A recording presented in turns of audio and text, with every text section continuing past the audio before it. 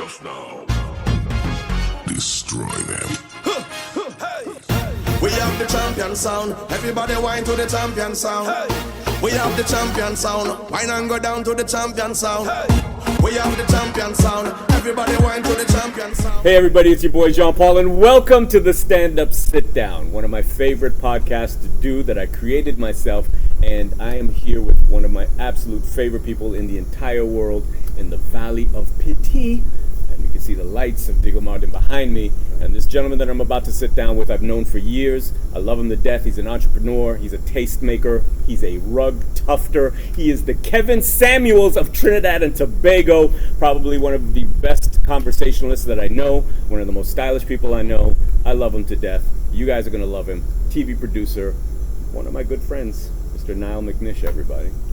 Thank you for having me. That was awesome. I was actually, this is me. Who are you talking about, boy? That's me. I was impressed. And I know you meant it too. I know you wasn't just gassing out. Top of the dome. No, man. And one of the reasons I wanted to do this and do this with you here, because this is actually your spot. I won't divulge the location. I appreciate that. But in the lights in the back, you can see Diego Martin. Like I said, we're in Trinidad and Tobago, and I wanted you guys to have a sense of where we come from and realize that not only are we a beautiful, tiny secret in the Caribbean Sea, we are also one of the jewels of the world.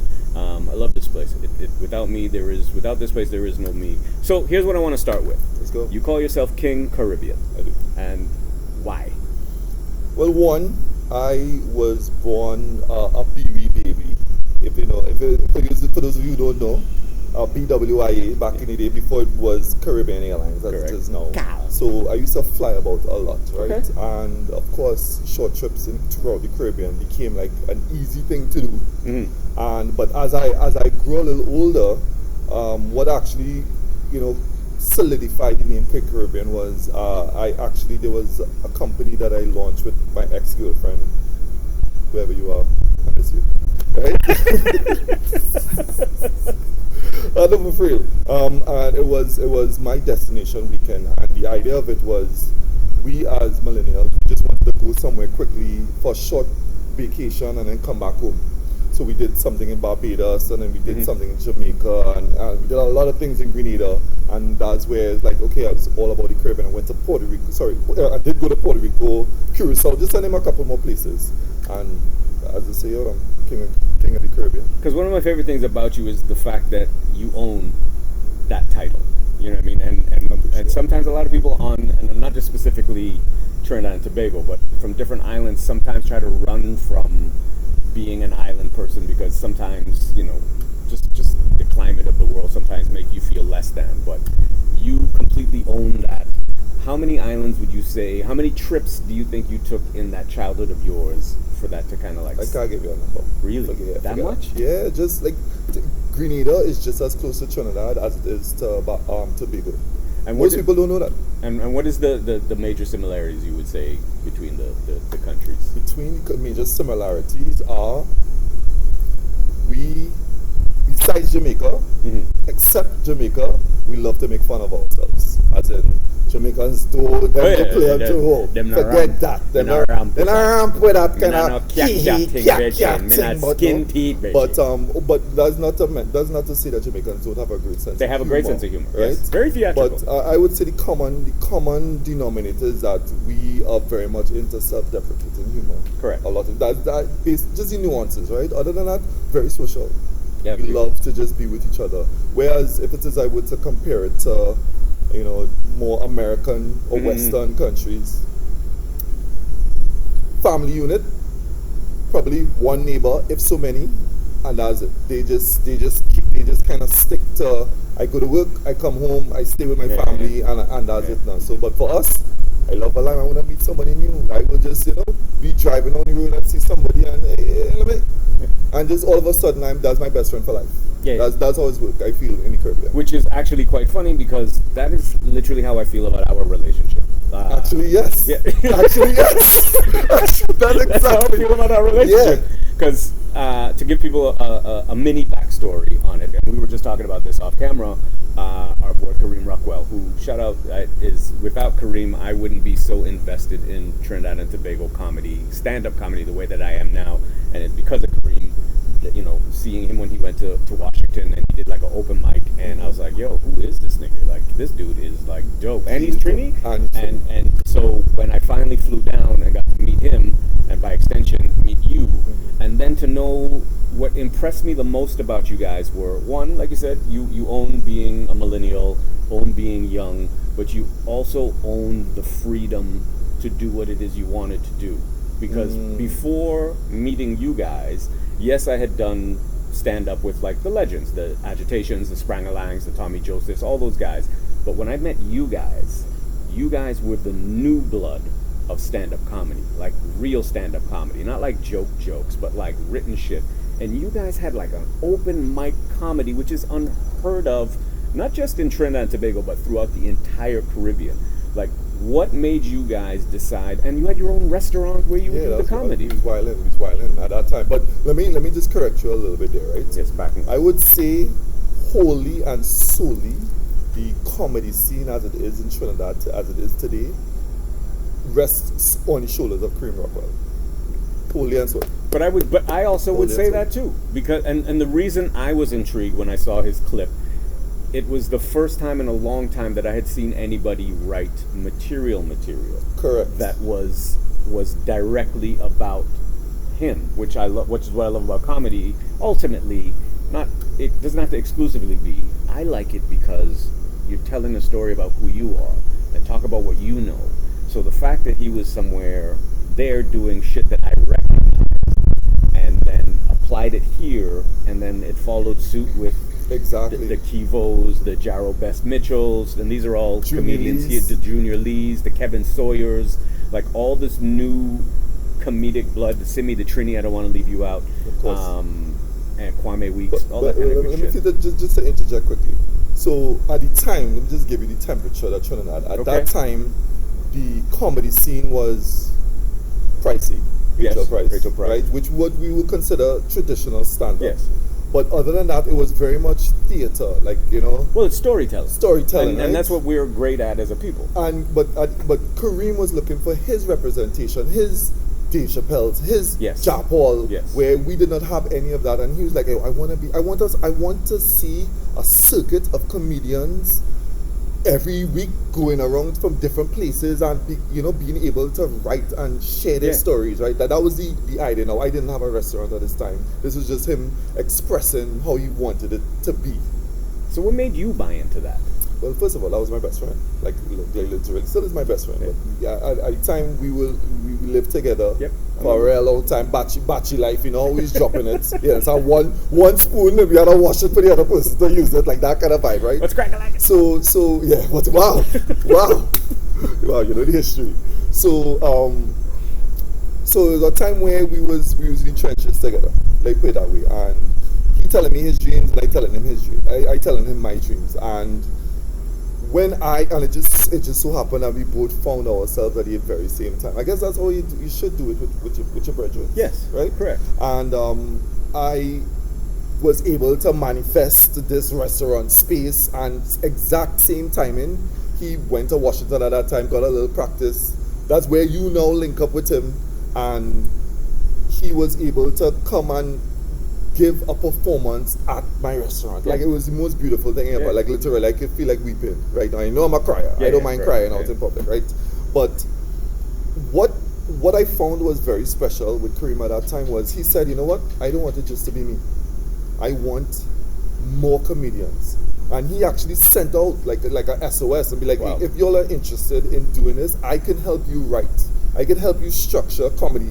He literally now started being a comedian just to give you the scope now of how much he really wanted to see the growth and the development. Because, and he said this to me, right? He said that a rising tide raises all ships. All ships, correct. I'm like, bro. Correct.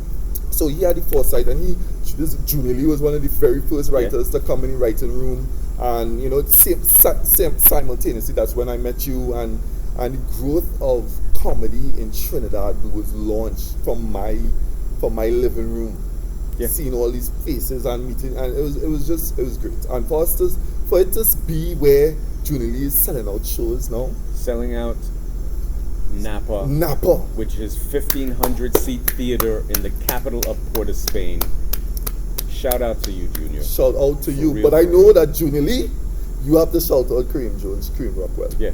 Have to. Because Correct. that's where it all began here in this country. That's Correct. important. And that's what connected me and drew me to it, is because, like I said, it was something that I was familiar with as far as what stand-up looks like. And I'm not taking anything away from the pioneers, but it was just something that I could directly relate to, and I felt like a personal investment in the growth and development of it all. But go ahead. Yeah, but what I was also going to move on there, I'll let you finish and then I'll jump back I in. would want to say that, but you coming in at the perfect time, you were the polish that actually made our, because again, we didn't know what we was doing, like really and truly, right? We know based on watching television. Yes, correct. And then you came in and like, oh, this is how you're supposed to move. Oh, this is how you actually set up a joke and land it, and land the same joke for different audiences. This is how you maneuver and shift certain things around just so that you could, appease to different people. And that's why you're like, oh, Javel's smooth with it. That's what we was missing. Javel is smoothness. So that's exactly what we needed. We needed that North American polished, because we know that's what sells. Yeah. And the Junie Lees were born, like literally. So again, thank you for literally manifesting yourself in our lives. I appreciate when we you, needed man. you the most. And what I love about our relationship is I see it as it comes in different chapters. Like I've seen different chapters of your life, and one of the reasons I really truly wanted to speak to you, and I'm not exclusively again, but over the and I hate talking about the pandemic, but over the pandemic, you started an IG live called the Supper Club, and it was to me one of the most interesting pieces. I still call it television. Like it was reality TV, but reality TV for real, not written, not scripted, not edited. It was unedited, and you managed to bring together a community from the different islands, the different continents, at what, like 6 p.m.? It was 8 o'clock. 8 p.m.? Yeah, 8 and p.m. it would just be you being Niall. Yeah. And I can't thank you enough, because you helped a lot of us survive that shit. And we had some of the dopest conversations, even though none of us were in the same room, and it was all via chat. So when you decided to start that, did you think it would blossom or grow into what the fuck it grew into? No. It was almost scary what it grew into, as well as how quickly it grew into. Dude. Like It's one of the best times of my life. it was by two. and what I like about it is that I was not the focal point of it. Like, not exclusively, but you the Supper were. Club, I mean, We I tuned was in the for one, you. I You're was the the conduit. one going live, yes, Yeah. but it immediately quickly moved past me into the group. I'll explain, because all right, first time I went live, blip, I just wanted to do something. I just wanted to just express myself, and I needed a space just to talk. I love how you're hearing the Caribbean shepherds in the background. I love it. The garbage bag terriers, right, as we see in the Caribbean. So I just needed a space just to express myself, and I just was talking out into the ether. Yeah. Into the ether. Yeah. And one person watched me, right? And my immediate reaction was to just end the live quickly, that as most people do when they feel like, oh my gosh, I don't have many viewers, right? But that one person, it clicked at that very moment, and it's just like, one person actually taking time out of their day to just listen to what I had to say. I didn't have anything to say at the point. I was just kind of just rambling on, right? And then the person at the end of the live, when I was finally, after 45 minutes, I was finally bringing it to a close, the person said, come back tomorrow now. And I was like, you know what? Okay. And I came back tomorrow. And I was there with that one person again. Really? The person did not speak in any chat. Just one person, just watching, right? And I just talk about what was happening today, but mostly I was just focusing on me. And then it turned into a journal of just the things that were going on in my life. It was digital journaling. So literally, the question, the follow-up question I was going to have for you as you were talking is, how quickly did it take for you to just be Niall and not figure out like there was certain shit you had to say, but shit that you wanted to say? That's a good question. Because you go live, there's always a sense of like theatrics. And I need to let me choreograph this. Yes. Actually, it was actually by the third day where I now had 3 people watching me, and I felt like nigga went viral. 3 people were watching me, and then they were more asking me. It was a time was actually I suffered from depression, and that day I decided just to say how I felt about it. Don't know where it came from. because I promised that I'll go live every day. And I hit the live button, and I was just saying, guys, I'm not feeling the best today. I'm feeling a little down. And then I went into, I guess people could just feel down sometimes. Yeah. Internet don't always have to be about smiles and dancing, right? And then one person out of the 3 connected with that and was like, yo, me too. And that's where the conversation started. That's where I don't have to be a TV presenter. I just have to be me. This is my Instagram. I could just say all the things that I feel like saying today, right? And that day was the actual start of, I'm not going to lie on this platform. I'm not going to lie is a strong word. I'm not going to pretend on this platform. I'm just on Supper Club. You're not going to filter. I'm not going to filter. You're not That's the word I was looking for. I'm not going to filter anything. There was a episode 170 something. How many episodes did you end up doing? 300. And I told them I was going to end it at 300. That was my next question. Did you have an end destination? Because I felt like at this time I was like, all right, guys, I want to do a level up. I want, as myself, to remove myself from this situation, and when I do return to you guys, it will be a new me. I would have more to say about my life, because at the time I have said everything. I said Dude, everything you about talked myself. about some of the realest shit, and like even, and again, we said we were talking about anything, but even the episode where you talked about the housekeeper. Oh, right? Yeah. I won't go into detail, but you talked about the housekeeper when you were a kid. Am I open to go? Yeah, you can do it. Again, that's your story to tell. I guess, well, the housekeeper, for me, which is something that happens, I find a lot of children in the Caribbean. Which dudes, you would think, as dudes, your masculine, and I'll let you continue, your masculinity would be like, yeah, that's some cool shit. It wasn't. But it wasn't. It was the housekeeper. I don't want to use the descriptive word, but she was kissing me up in my sleep, right? I was a child. I was underage. She was well above age. She was, this is the person that was placed in care of us, me and my brother and my siblings. And I wake up one morning getting ready for school, and I'm just feeling dry saliva everywhere, right? Well, I only felt like that unknowing after the fact, but I felt her literally kissing my lips. Damn. And I woke up, I opened my eyes, and her eyes are right there. So that was terrifying. And she put on makeup that day for me, apparently. And she is, my brother's sleeping below me on double deck because I'm a child. So she climbed up a ladder? She is standing on my brother's bed. Get the and she is like, and I'm like, so when I pull back away from her, she was like, so you don't like me? I'm 10. Serious? Yeah, you don't like me? You don't like me now? And I'm like, Mommy!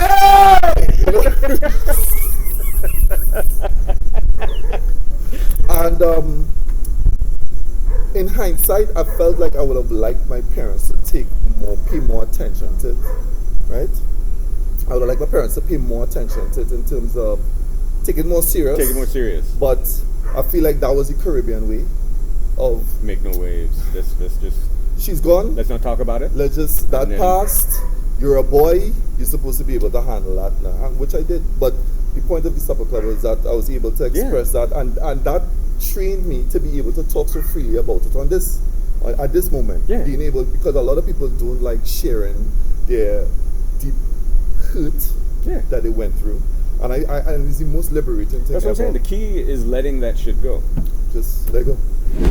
One of the things I think I appreciated about the Supper Club too was the connections that I felt like I made with people that I had will probably never meet. Never, probably. I haven't met the majority of them. So that was actually going to be my question: is what is your rate of relationship retention with some of the people that you, because I almost felt like we were friends. That was a club. So We were you know, friends. just to give a little bit more context is that at 8 o'clock we ended up just eating together. Yeah. Hence it became the supper club, Yeah. supper time.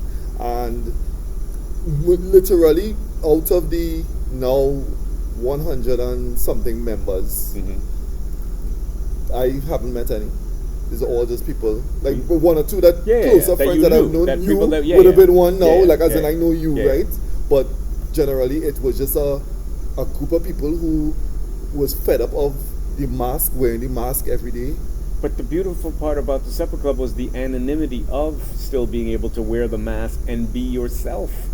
True, you didn't have the anonymity of not having to wear the mask. Yes. And now And- you get and- yeah. you get a drop Yes. that, and we was talking in between the breaks where the effort and the energy is take Yes. that we have to do every day Yes. to put on this, even going to work, Yeah. just dealing with people generally is a lot. I'm Yeah. already slim. I can't burn any more calories, really and truly, Yeah. with the amount of work. So it was really a space that we got to just unbuckle the belt, but a little bit. I just The Al Bundy hand of the so pants. it reached a point where, and the reason why initially I said that I was not the star of the show is because the club had reached a point where there was an episode I didn't talk at all. I remember. For the entire episode, I remember. I did not Remember, it was speak. just The club went on Yeah, as yeah, normal, and yeah. that's when I was like, "This is bigger than me." Yeah. I am. Yeah. This is, I got a little jealous. I ain't gonna lie. I ain't gonna lie. I get a little jelly. Like, What yo, about they me? really don't need me in this What about fight. me? But overall, I was real happy that this community was formed, and it just goes to show that it's always about your tribe. Your tribe will always find you. The people, once you are emitting a particular type of energy And frequency. Yeah, man. your tribe Yeah. will eventually. That's the float. beautiful part about And sound that's waves and vibration. You know what I mean? Exactly. It- Everything vibrates. It'll fucking travel through It will. space and time. You know It what I mean? will. The whole butterfly effect or whatever the fuck it's called. You know what I And mean? all you have to do is believe it. Yeah. Yeah. So, Yeah. I love it. Yini Bacho.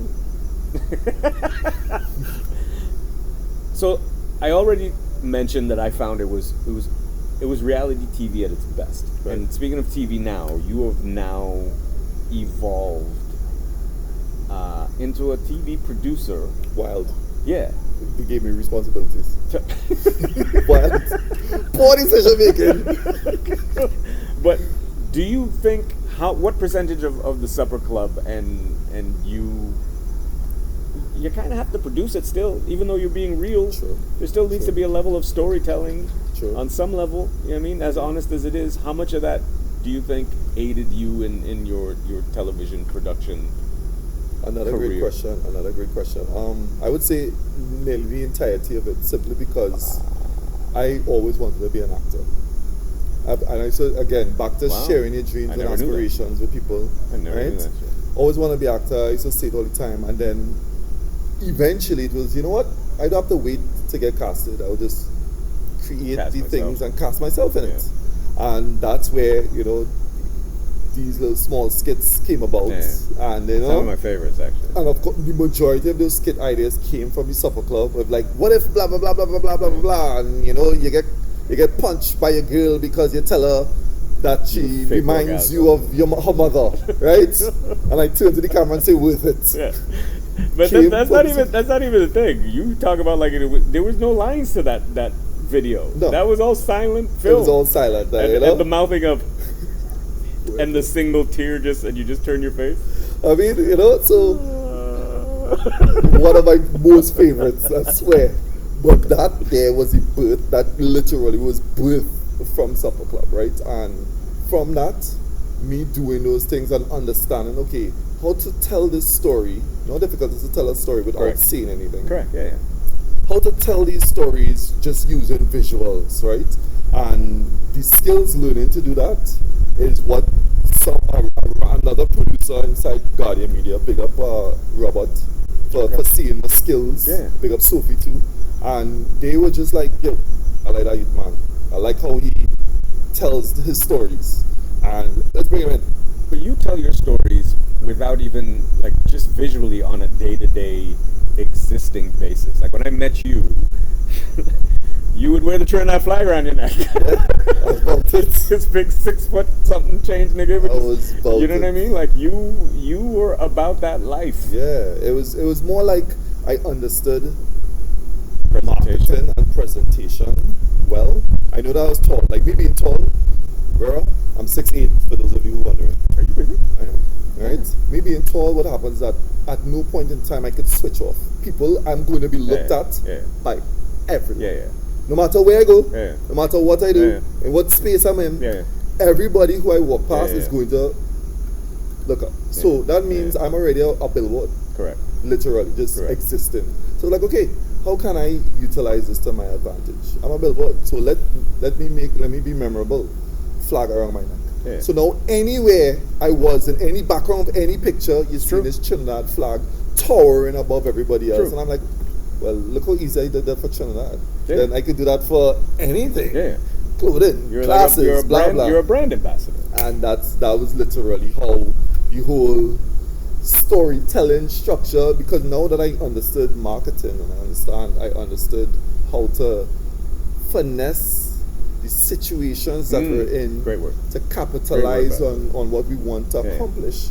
I was like, okay, and I just started blending all these things together. Of course, adding it with experience and a little bit of I don't give a fuck what anybody thinks. See, that's a lot of this actually, you know, because I was afforded to live a particular lifestyle based on my business endeavors.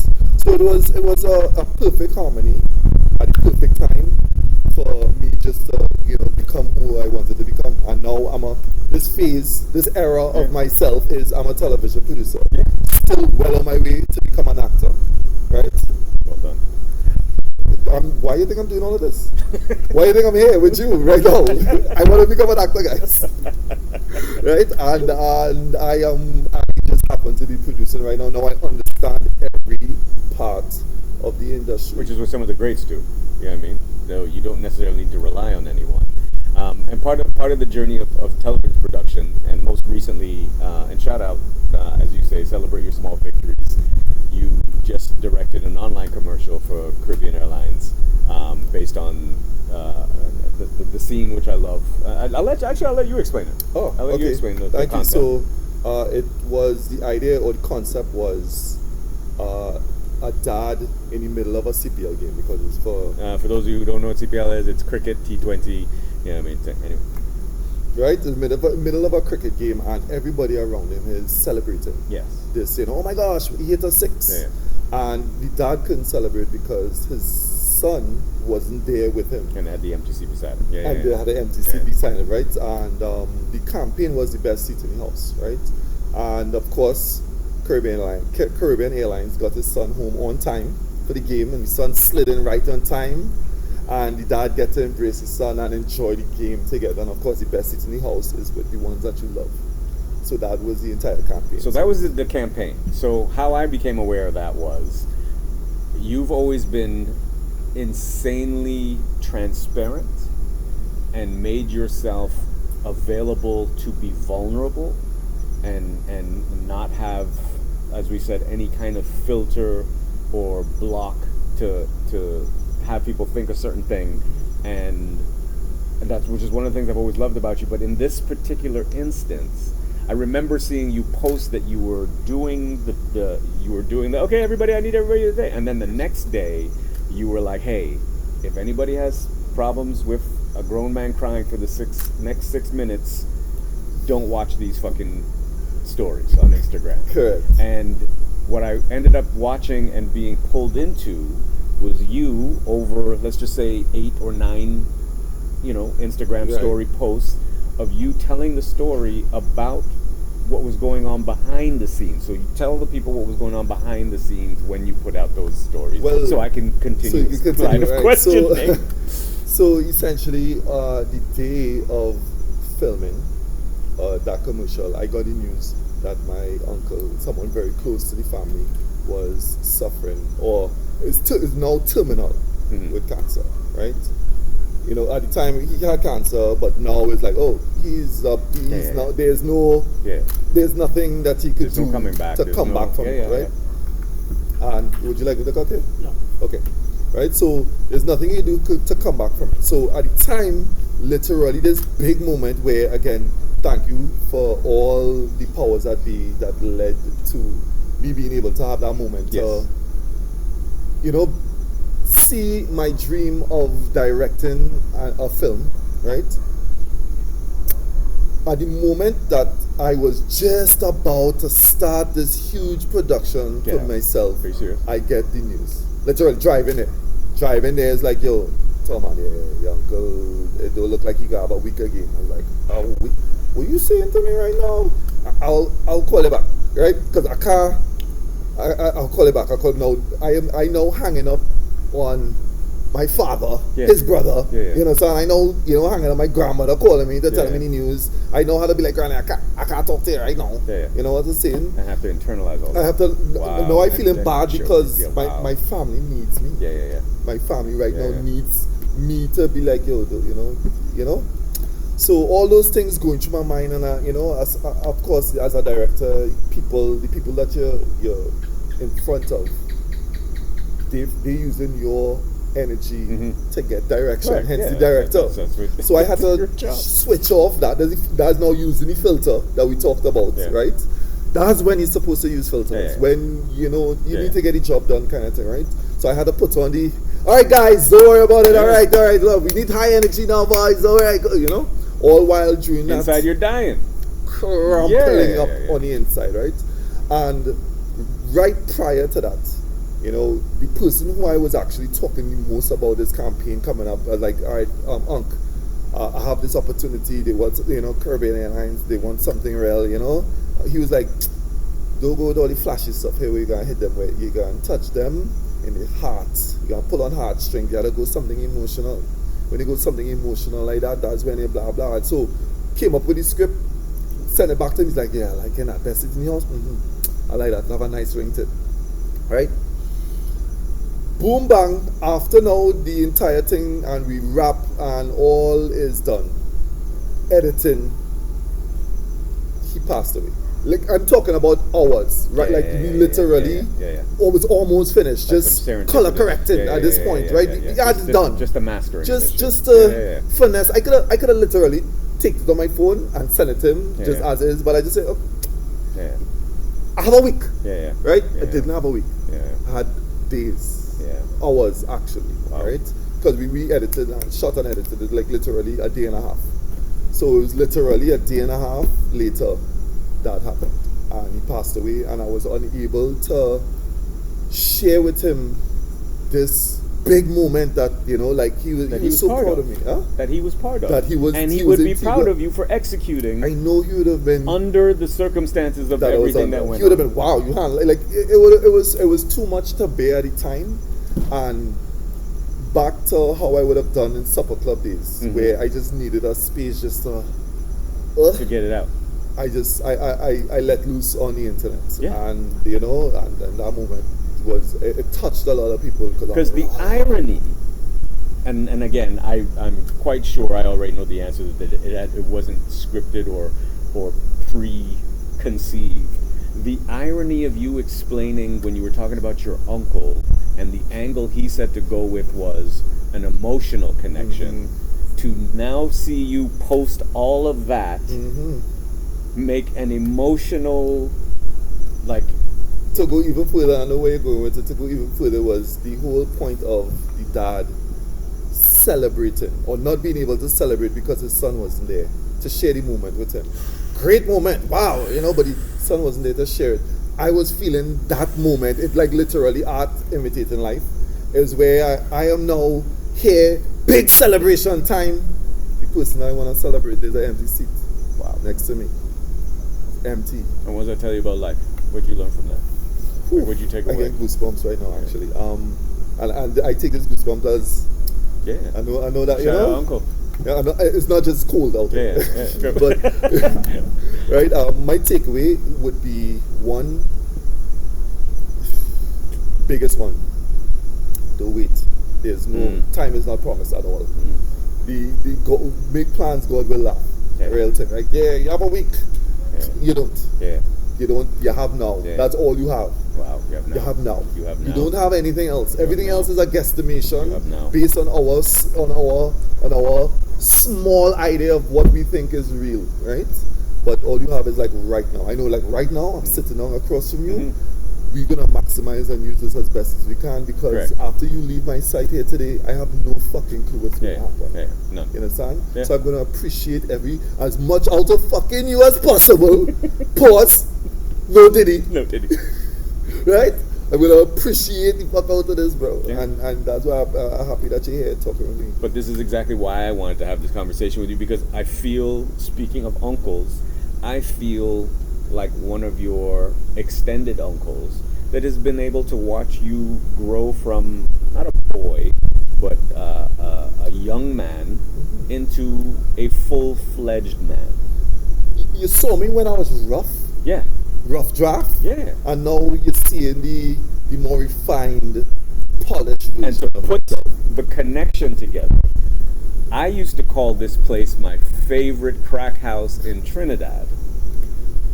And just like this house, you have become refined, and my favorite crack house is now Moist Mansion. Moist Mansion, bro. I spoke to him about that. You cannot call it Moist Mansion, please.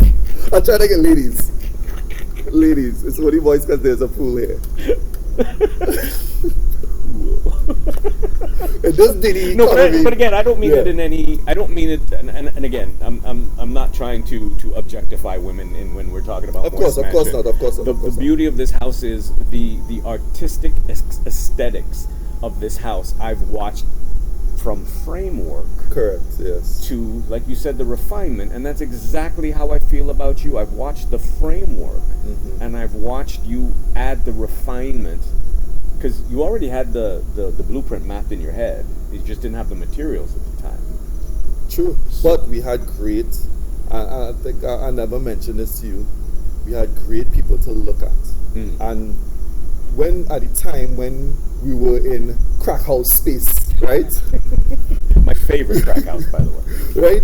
We were looking at you like, yo, Shut up. Ja made it. Like bro, I'm not kidding when I say that you were doing what you wanted to do. Appreciate you. You were in your career, full stride, Appreciate you. literally living. And we was like, yo, me and Cream was like, yo, we can't.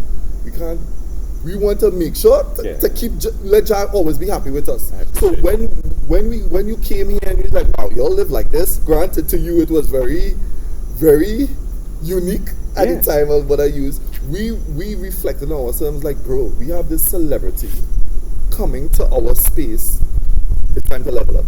It is time to level up, and we took you being here and blessing us, and it's like, okay, let's do better. I'm glad you guys took it like that, because at no point when I used to come here did I ever feel that this was lesser than. I always saw the potential of it because the framework was there, and as a creative, I could visualize on a some kind of level of what I knew it was going to be like, and which is exactly why I wanted to shoot this here. Correct. I've been in love with this view for years, and I wanted to share this with everybody because the fact that that we're recording the stand, and again, thank you for saying yes and opening up the doors of Moist Mansion. I almost slipped on the way in here, so please, I don't know. I'll get some what's of them leaking. up. I don't know what's leaking. Gotcha. But I always feel a sense of peace here because that's the energy that you and Kareem have always laid out, and everyone who's ever had the ability to come here has felt that way.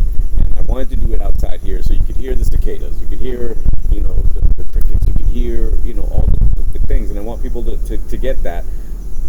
So what I'm getting at in my long-winded way, when you step back at this house, like, are you in that right up on the elephant thing, or have you stepped back to look at what this has become and how that makes you feel?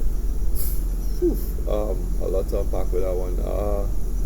What I would say is, let me start by describing when the house was in the crack house era. To the people who don't know, it was more like raw bricks, raw concrete, just everything, just raw iron beams everywhere, right?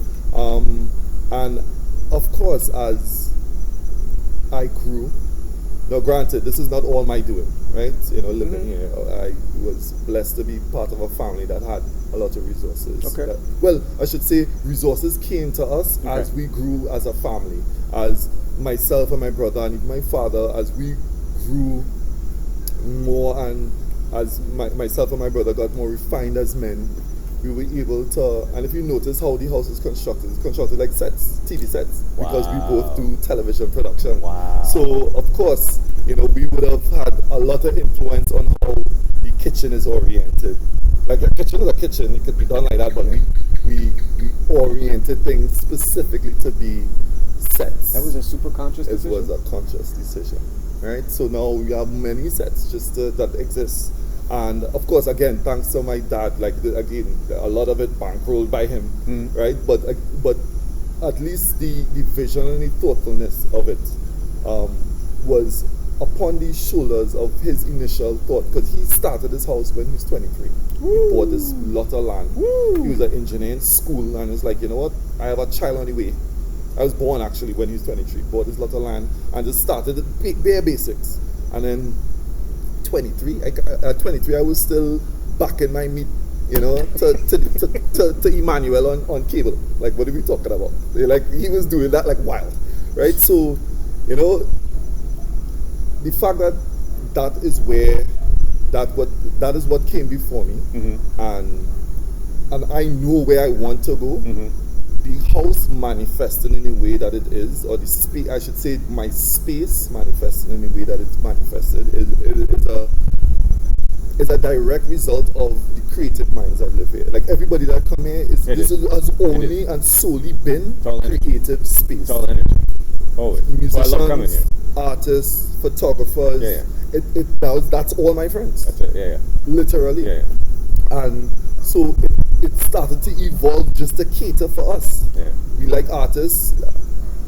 It had a lot of big flat walls just to do art. I'm sure that when you came during that era, it had like a lot of art on the wall, interior. Correct. Just because, again, it's raw concrete. We know that eventually we're going to paint over it, but it was the most, people at home, it was the most beautiful set of artistry in any space. There's no one could compete with that. I could be firm on saying that. It was an art gallery. It was an art gallery, inside and out.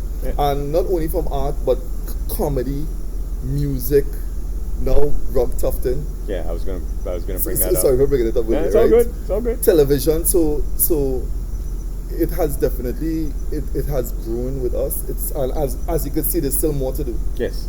There's still more to do. And there will always be more to see and be. I see what you did there. I see what you did there. So to the rug tufting. Didn't have that on my Niall King Caribbean bingo card. Neither did I. This was all COVID's fault. It was just things slowed down, nothing to do. Needed things to do with my idle hands kind of thing. And I needed a creative, artistic outlet. It was either that or printing t-shirts. Like, that was the two things. Like, what can I do that people still have a need for? And I was like, everybody printing t-shirts. Then I saw on TikTok this 90-pound EA, right? European American, who was just doing these massive rugs. And I'm like, how is she doing this? Like, what tools or what skills, how, like, literally pulling them off the frame and rolling them out. And I was like, yo, that's dope. And I was like, and that's when, but I could do that. If she could do it, wow. You understand? So I immediately went into research mode, and of course I have free time. And then I realized that no matter if you're rich or poor, you have a rug in your house, somewhere, in your bathroom. Necessity, man. Somewhere. That's what, from your car. That's how you sell to products. A rug. And so I was necessity. Like, everybody has a rug in their house. Everybody. And that's like, okay, so then clearly there's a direction to go into. And then I went into that direction, and it turned out very lucrative. So much so that it has been competing with my television production time. And it kind of pulling me away from my path of wanting to become an actor, simply because so lucrative. And I was the first person in Trinidad. And you're the only person I know. Huh? You're the only person I know. No, they have a lot of rug tufters now, like a lot of good ones, who I would consider close to my level. I'm still the best. right? And I say that unapologetically, right? You've made some dope shit and been commissioned. No, by the biggest brands, you understand? Tribe being brand. one. Big up to Tribe for being like the first people. This Yeah. is when I now started. This is when I now showing it off, like, Yeah. you know? And they were like, oh, we won that. Valmiki was Val little Mickey, Valmiki, Lost Tribe. Shout out bro. to Val Mickey, everybody. The creator and leader of Lost Tribe. Bro. Yeah. Valmiki, again, visionary. I love him. to Beyond death. visionary. And he was like, oh, Niall, I love what you do. We need one for Tribe. I was like, say less. Yeah. And that was the launching part. Then I did for just recently Spirit Mass. But bigger, even more corporate brands like Precision Tech, which is the tech company that protects our national infrastructure, in our tech industry. Precision, yeah. I'm like, yo, thanks for coming out to me. And now I've been doing bigger and bigger pieces. Yeah. So now I've reached to that 90-pound European American that I saw. I have now reached there as with my skill now. Now, the reason why I say it has been slowly thwarting me from my journey of becoming an actor is simply because the numbers adding up very well. Like, just to get quick with it. Let's just say I sell a rug for $3,000. 300 rugs by 3,000 is almost $1 million. Damn. That's how quick and I can Damn, do a rug in son. a day, right? Yeah. So, do I have to become an actor?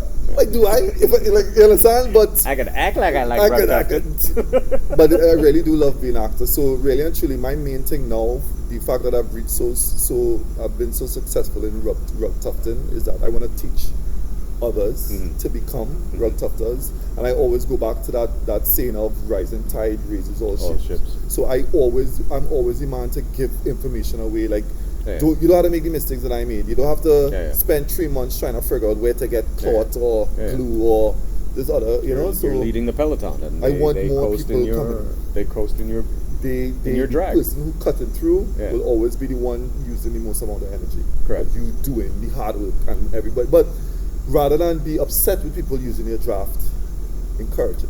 Correct. That's all I would say to anybody else who needs to. That's why, again, not to gas you up or glaze you down, but we were in your draft. Kareem and I were in your draft, watching what you're doing. And it's like, okay, this is how Jack Wallace present himself. Okay, let us be more refined as a man. And so again, like I can't begin to express how much that meant to us. But again, it was symbiotic? Symbiotic relationship in the sense that when I watched you guys reminded me of my why. I remember you did say that, which is still very important, because I always felt like sometimes the why gets diminished in the day-to-day of family, because you have responsibilities. You get lost in the sauce. Yeah, you get lost in the sauce. And you guys reminded me that I could still enjoy the sauce and still do my thing. So as part of your journey, the rug tufting, the future acting, the TV production, building houses, all that kind of good stuff. Is there a family that sits somewhere in that journey, or? Well, I or want to. There's no family now, I want 10 kids. I want a big family. Then you got a lot of rugs to make. I have a lot, but again, I can make a rug a day. So technically, technically I could Why make 10, something though? happen. Why 10? Why 10? Great question again. Most people don't ask why 10. Most people, when I say that, are you crazy? Oh, get one first and then tell me about 10. I'm like, no. What you're doing is projecting how you feel about your kids onto me. Correct. And I understand kids are difficult, of course. Yeah. But it's only difficult when you have to get up every day and go to work. Correct. If you have available resources to you, kids should be fun. Correct. I only want to be a stay-at-home dad. Correct. That's all I want to do. I want to be able to take my children wherever I go. Correct. If I have to go wherever, if I have all 10, we all hopping in the minivan. Everybody. And we go into the grocery. Because life is cool. Everybody get in. But you know what I'll also have? I'll also have assistants around to take care of the tribe if need be. So I can give my wife or significant other. No, I was gonna use not significant other. My wife is my wife. That would be my only significant other, right? But there would be what do you call it when you're with a woman and you have a child together but you're not together? Anyway. Yeah. Point is that the woman that I choose to co-parent with, Oh, there you go. right? Yeah. They are all your parents. Like, I don't want my wife to have all 10 of my children. I don't want to do her body that. I have Yeah. bad eyesight. She wearing glasses too. I had to buy 10 pairs of glasses. Yeah. I'm going through that jumper. Right? So, I want my wife, hopefully, to be the first person to bear my kids. And me and her could make decisions together of who else that we choose. Some sister wife shit? No.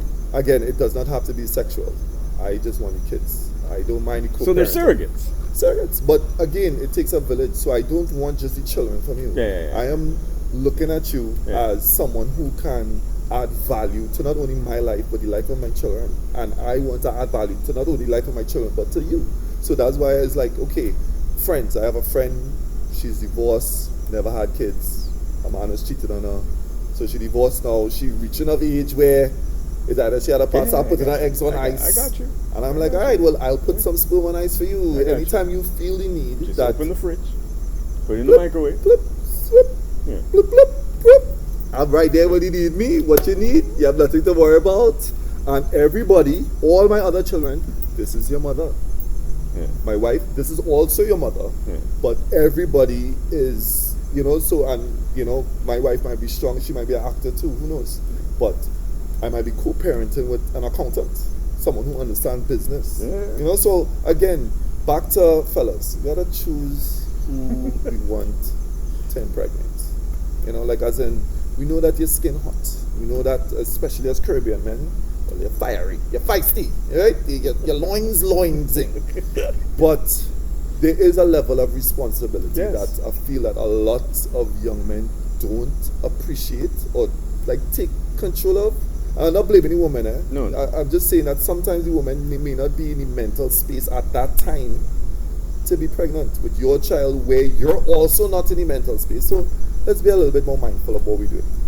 So I want to try to be a little bit more selective Yeah. of the family that I But want responsible for your Correct, actual choices correct. as opposed to because I got you, then we are now. No, we Yeah, oopsie daisies.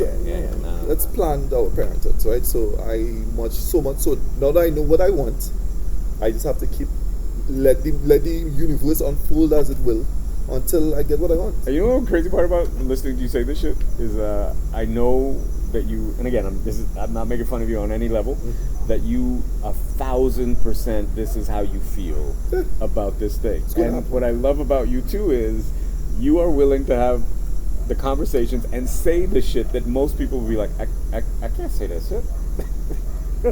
I prefer to be free. That's how I look at it. I prefer to live in a space where I am not, I have no restrictions of freedom of speech, for real, like actual freedom of speech, and just being yourself. So I have a 2-part question now. Again, just popped into my head. Sure. Do you consider yourself a fuckboy? I used to be, not anymore. Not anymore. No. So what are you now?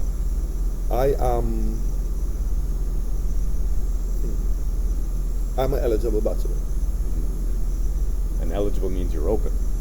Yeah, Two. I am now transitioning into that space where it's time for kids. It's time for a family. And I understand that within myself. I have now moved past, I don't need the cheap thrills anymore. But you don't find that makes it harder for you because most women find that as a challenge. So now that you are, as you say, 6'8", very noticeable, very successful on many levels, that doesn't thin The crowd, Yeah. it doesn't. But so how do you filter through I think the I don't have to suitors? filter. It will, me on my mission, my tribe will find me. So the woman who's for me is going to literally just walk straight into my life. God. And it will be as smooth and as calm as my last girlfriend was exactly like that. You met her, right? It was quick. I know she'll hate the fact that I'm telling the story, but we're not gonna say her name, right? So that no one knows who it is, right? Yeah. Like when I first met her, she was with her ex, her man at the time, and I was like, where you come from? I've never seen you in my life. I need to know who you are. Stalked him to find her. Right? Started to file her. Found her Instagram page. Started to pull a set of pictures. And I believe in my manifestation technique. You put up like not the scrapbook, but like the vision board type shit. On my phone screen. Did you telling you? vision board your phone screen? Phone screen. I had a picture of her on my phone screen. It was like, I want my next girl to look like her, not be her. To like I just love her aesthetic. I love her energy. I was like, I want my next girl to look like her. Fast forward 1 month. That's how long it took. I was filming something, and she literally walked up to me like, "Oh, you're a camera guy, right? Do you mind blah blah?" And asked me some arbitrary question. Actually, she asked me, "Can I take your number? Because I'm looking for a camera guy to do some production for me. I'd love to do a collaboration." I'm like, "Sure, you can have my number." Just don't call it right away. Your picture's gonna pop up. Just don't call it right now. Like, it is wild. Her picture literally is still in my phone. And from day one, we hit it off, and it was absolutely as natural as can be. It was. She was into the exact same things I was into. Mm-hmm. We were just moving on the same direction. Mm-hmm. It just so happened that I had to stay in Trinidad and she had to leave. But of course, it wasn't easy. But my point is that it felt natural, mm-hmm. right? And so I feel like me being an eligible bachelor, that yes, it have a lot of women sliding into my DMs, which is very rare. I know a lot of men has never experienced that, but feels great, guys, by the way, just saying. But I know that a lot of it is just vapid conversation, really and truly, built mostly based on lust, right? Because I would slide into a DMs too. I appreciate a fat ass, like, so let's not be real. Let's not be fake. Sorry, right? Where I appreciate when I say like, "Yo, what's y'all seen?" But I know that that's just, light banter, and I'm not really going to actually, take serious. And I'm not trying to have sex with nobody, because right now sex takes you off your path. Is that right now? If we fucking, we either fucking, because it has to be a connection. Yeah, I had to be really spiritual, emotional, intellectual. It has to be a full assets to move me forward towards what I want to do. You're the second brethren that I've had this conversation with that has mentioned, not the conversation, but has mentioned that they aren't putting out, not that they don't put out a sexual energy, but they are not giving themselves up to that just to break. To break and waste it. And waste the energy. We're not wasting and waste anymore. Wow. We're not wasting that our elixir of life. We're not wasting it anymore. So That's you that. honestly, so do you always feel that there's always, and again, I don't mean in a kind of, as Trinidadians would say, that you can kind of tack back and make a go back to an ex-girlfriend that you slept with. Do you think there's always some kind of exchange of spiritual energy or emotional energy? Soul ties are real. Like, just first of all, hormones and chemistry is real in humans. Right? Right. Sex on the whole is a chemistry exchange that's happening. I had a girlfriend, like way back in the day, that would say it's not love at first sight, it's love at first smell. Real. Because it's pheromones. It is all pheromones, all chemistry that your body is producing. That just missionary, just seeing face to face, that front to front. Yeah. I know we love our back shots, guys. You can't like a back shot more than me, right? Yeah. But missionary. Yelp review on back shots. 5 out of 5.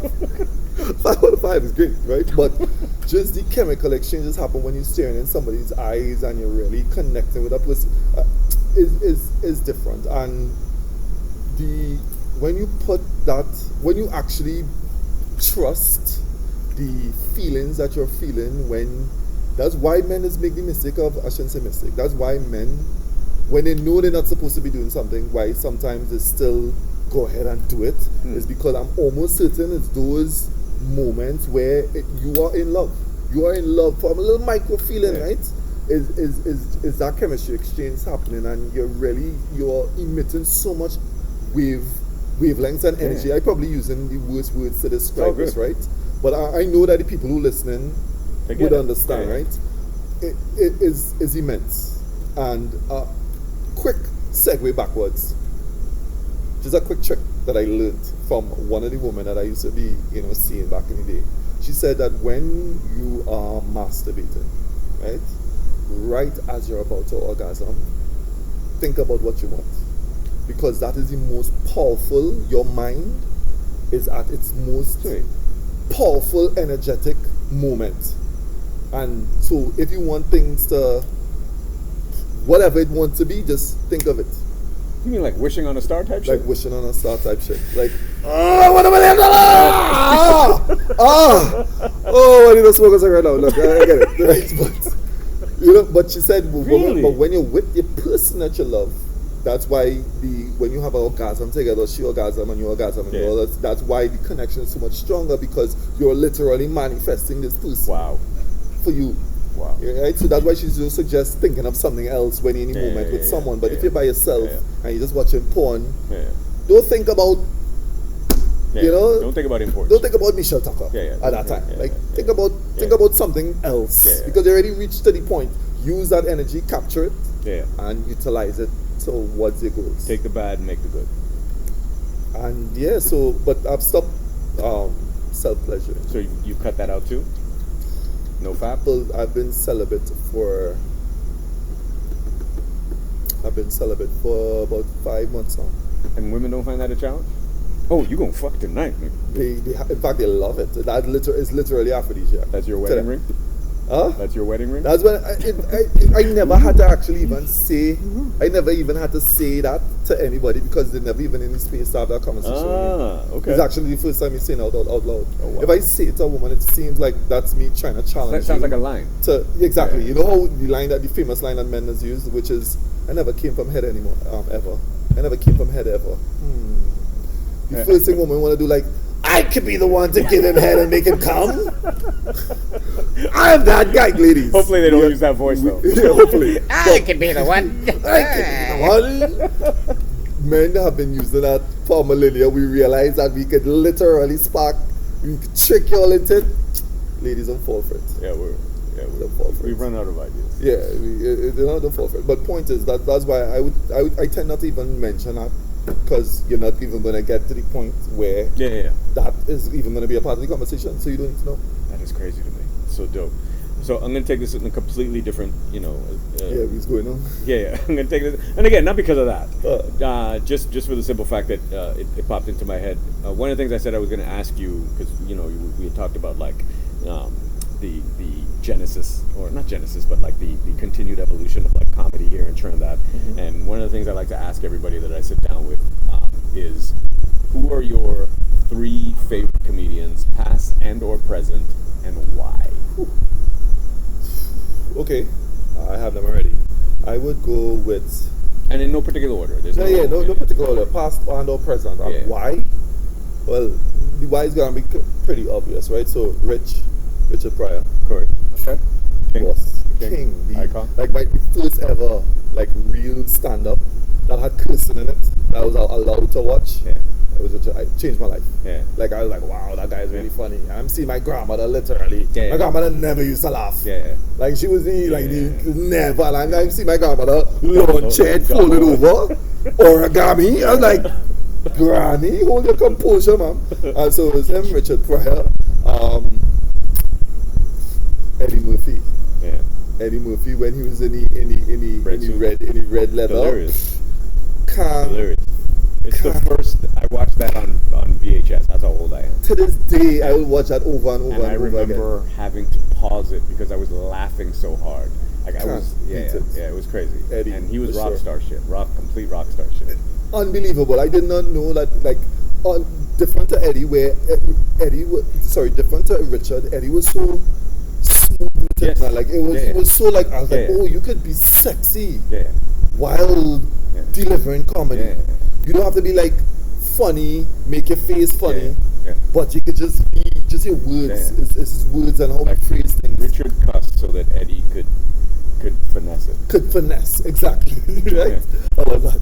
And, of course, now I wanted to say you and Kareem Rockwell. I was going to give you all a combined space, right? Give it to Kareem, but I'll actually give it to Dave Chappelle, to be honest, right? That's Dave, right? If you're talking about past, I'm being real about the actual question, right? But Dave Chappelle is Dave Chappelle, like, guys, like, I should not have to explain why Dave Chappelle. In fact, I would put him as the GOAT, simply for me, over Richard, over Eddie. simply because of one, he actually evolved into sketch comedy, which I feel is like the best Still way some of the of greatest television I've ever greatest seen. piece of television Still ever. some of the greatest television I I've don't ever care about movies, Agreed. that's great, but to be able to create different, not only semi-relatable, but ridiculous Oh yeah. scenes that is just like, oh my god, like we will still be talking about Prince. the Prince, right? Oh, yeah. Or it's really Bixby that I like the most, right? Clayton. So that was the last sketch of the first episode. Mm-hmm. And again, I've always been a Dave fan, but if you're a fisherman, the hook that grabbed Gotcha. me was the very last line from the document, the white dude, and he's like, when asked why after 30 years of marriage, why he divorced, because she's a nigger lover. And that was it for me. That was it for me. That was it for me. That was it for me. Was that? That was it for me. I was Cannot in. top that. That was it. On top of that, when he said, fuck you to the man with the money, like he was like, yo, I don't need your money. Yeah, yeah. That's the kid. Like, Yeah, yeah. That just showed how much of, again, another person that I could have looked to and say, yo, it's okay. He killed himself to Jon Snow his shit back. The only way forward is that you have to die. You have by the ego. Sometimes you have to say the hard stuff, embarrass yourself almost, speak about those things that hurt you in the past, like literally just open up and show your raw insides, and that would be your savior. That would be your strength. So to close out on this shit, after all that we've spoken about, and you being as honest as you are, what is the thing that you want people to know about Niall McNish? Well played. Well played. That's a lizard, by the way. Just say, what do I want people to know about Niall McNish? Where I come from. And where I come from, I am 206. I'm 206 years in the making, right? Okay. I am 6th generation American, and Americans were, a lot of people don't know this, they were enslaved Africans. Of course, at the time, British was fighting America in 1812. And by the way, the White House was actually brown at this time. And some enslaved Africans went to the British forces at the time and was like, hey, listen, I'm willing to fight for my freedom. I will side with you guys if you all ensure that myself and my family go free, right? Shook hands with the British, right? Mind you, this is the height of slavery, okay? Shook hands, the British said, say less, right? He like, yo, squad A, let's roll. Came from the depths of Mississippi, homie. Headed up north with a whole squad. And I'm sure that this tied in all with the Underground Railroad. Everybody heading north, literally for these kind of reasons, right? Head up to Canada and fought with alongside the British. Now the British lost the war with Americans at that time, but the White House was burned down at the time, and it became the White House at that time. But we know how war will work, especially when it comes to, they're sending all the black people first. Like, yo, go and fight. So my point is that after surviving wars of, being on the front lines, because they're sending all their first, after surviving all of that, they lost the war. The Britain had to take all these enslaved Africans, off the American shores. They went to Bermuda for a little bit.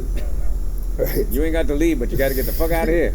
No, and they actually honored their arrangement, which I'll always appreciate, and they brought them to Trinidad and Tobago. So my ancestor, his name is Polydor McNish, came here, set up a shop in Moruga, Trinidad. Now, at the time, it was a Spanish governor, and he didn't want, it had actual slaves, I don't like using the word slaves, it had enslaved Africans here on the island, and they kept them down south because they didn't want them to see that had free black people walking around. That's no brainer for business, right? It's not good for business. So down south to this day, it's set up. 6th Company, 5th Company, Indian Walk, all those places was set up because it's 6th Company.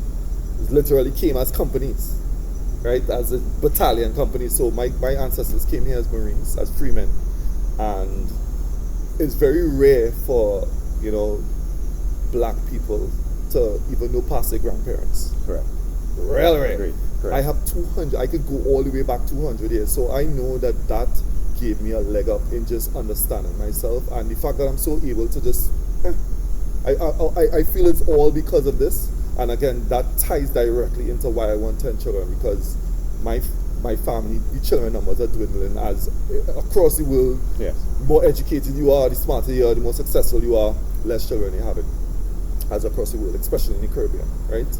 And I say I want to tip the balance back. So if anybody knows anything about me, just know that I am from a long line of descendants of warriors, as in Marines, fighters, who not only would want to fight for their cause, would fight for others. And I feel that I would try to attempt and do that in my own way to honor the men and women that came before me. And what I want to say is, the ironic part about this man here is, as a giant stands on the shoulders of other giants that came before you in centuries. Bro, you will continue to be one of my favorite people in the entire world. I love sitting down with you. I love exchanging energy, and I appreciate you for doing the show. Stand up, sit down, everybody, and as usual, you know what I want you to do. Spread love, walk good, practice happy. And until the next stand up, sit down, I'll see you when I see you. Deuce.